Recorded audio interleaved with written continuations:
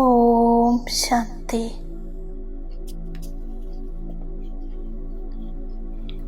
ജ്ഞാനത്തിൻ്റെ മൂന്നാം നേത്രത്തിലൂടെ എൻ്റെ മസ്തകത്തിൽ പ്രകാശിക്കുന്ന ഭാഗ്യനക്ഷത്രത്തെ ഞാൻ കാണുകയാണ്. എൻ്റെ 3 ഭാഗ്യത്തെയും കാണുന്നു. അലൗകിക ജന്മത്തിൻ്റെ ഭാഗ്യം, സംബന്ധത്തിൻ്റെ ഭാഗ്യം, പ്രാപ്തിയുടെ ഭാഗ്യം. എൻ്റെ ഈ അലൗകിക ദിവ്യജന്മത്തിൻ്റെ ഭാഗ്യം എത്രമാത്രം ശ്രേഷ്ഠമാണ്. എനിക്ക് ഈ ദിവ്യജന്മം, ബ്രാഹ്മണ ജന്മം നൽകുന്നത് സ്വയം ഭാഗ്യവിധാത ഭഗവാനാണ്. എനിക്ക് സർവശ്രേഷ്ഠ സംബന്ധത്തിൻ്റെ ഭാഗ്യം പ്രാപ്തമാണ്. ബാബ, ടീച്ചർ, സദ്ഗുരു 3 സംബന്ധവും ഒരു ബാബയോടാണ്. ഒരു ബാബയോടാണ് 3 സംബന്ധങ്ങളുമുള്ളത്. എവിടെ ബാബയുണ്ടോ അവിടെ പരിധിയില്ലാത്ത പ്രാപ്തിയാണ്. ആ ബാബയോടാണ് 3 സംബന്ധവും. എൻ്റെ 3 സംബന്ധവും ബാബ്, ടീച്ചർ, സദ്ഗുരു ഒന്നിനോടാണ്. അപ്പോൾ സഹജയോഗത്തിൻ്റെ അനുഭവമുണ്ടാകുന്നു. എനിക്ക് സ്വയം പരമാത്മാവിനോട് ബാബയുടെ സംബന്ധത്തിൽ സ്വത്ത് പ്രാപ്തമായിരിക്കുന്നു. ഇത് അരകൽപ്പം നടക്കുന്നു. ശിക്ഷകന്റെ സംബന്ധത്തിൽ ഉയർന്ന ശിക്ഷ ലഭിക്കുന്നു. ഈ ശിക്ഷ, ഈ പഠിപ്പ് സോഴ്സ് ഓഫ് ഇൻകമാണ്. ഇത്രയും ഉയർന്ന പ്രാപ്തി പരമാത്മാവിനെ കൂടാതെ ആരിൽ നിന്നും കിട്ടുന്നില്ല. ഞാനിപ്പോൾ തന്നെ സ്വരാജ്യത്തിൻ്റെ രാജാവാണ്. ഞാൻ ആത്മാ മാലിക്കാണ്. എൻ്റെ കർമ്മേന്ദ്രിയങ്ങളുടെ രാജാവാണ്.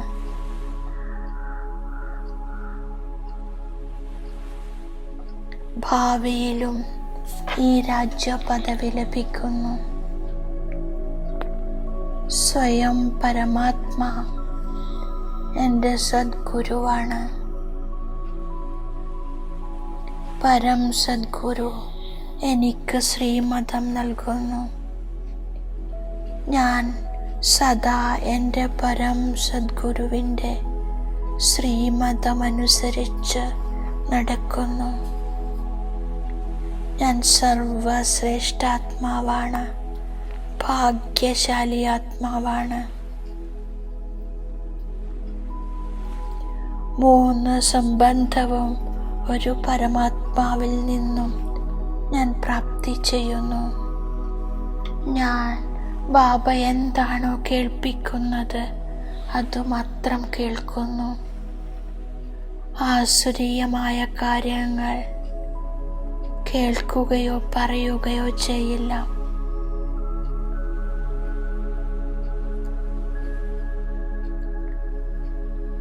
മോശമായത് പറയരുത്, കേൾക്കരുത്, കാണരുത്.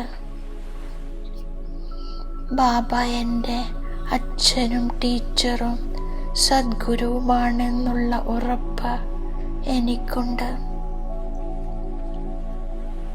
ഞാൻ വിശാല ബുദ്ധിയോടെ സ്വയം ആത്മാവാണെന്ന് മനസ്സിലാക്കി ബാബയെ എത്ര സമയം ഓർമ്മിച്ചു എന്ന ചാർട്ട് വയ്ക്കുന്നു. ആത്മാഭിമാനിയായി ബാബയെ ഓർമ്മിക്കുമ്പോൾ വികർമ്മം നശിക്കുന്നു. ഞാൻ ബാബയുടേതാണ്. ബാബ തന്നെയാണ് സദ്ഗതിയിലേക്കുള്ള വഴി പറഞ്ഞു തരുന്നത്.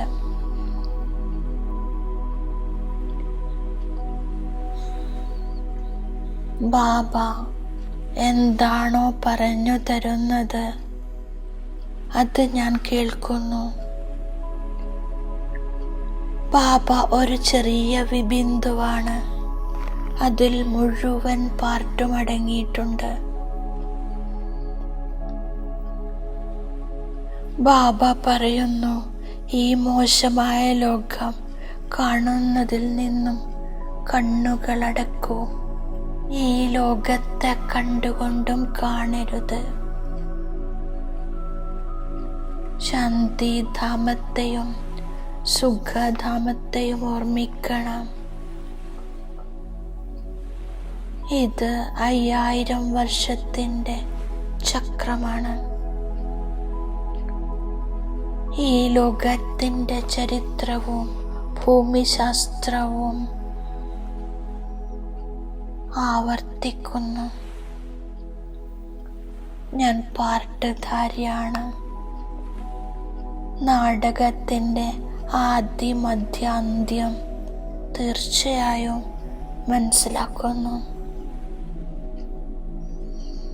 ബാബ ഓരോ കൽപ്പത്തിലും സംഗമയുഗത്തിൽ വരുന്നു. സൃഷ്ടിയുടെ ആദി മധ്യ അന്ത്യത്തിൻ്റെ ജ്ഞാനവും കേൾപ്പിക്കുന്നു. സഹജ രാജയോഗം പഠിപ്പിക്കുന്നു.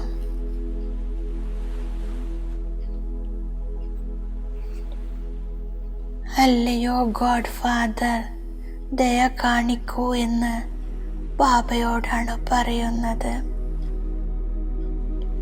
ഈ ലോകത്തിൻ്റെ വിനാശമുണ്ടാകുന്നു. ലോകമഹായുദ്ധങ്ങൾ ഉണ്ടാകുന്നു. അനേകം പ്രകൃതിയുടെ ആപത്തുമുണ്ടാകും. ബ്രഹ്മാവിലൂടെ ആദി സനാതന ദേവി ദേവതാ ധർമ്മത്തിൻ്റെ സ്ഥാപന ചെയ്തുകൊണ്ടിരിക്കുകയാണ്.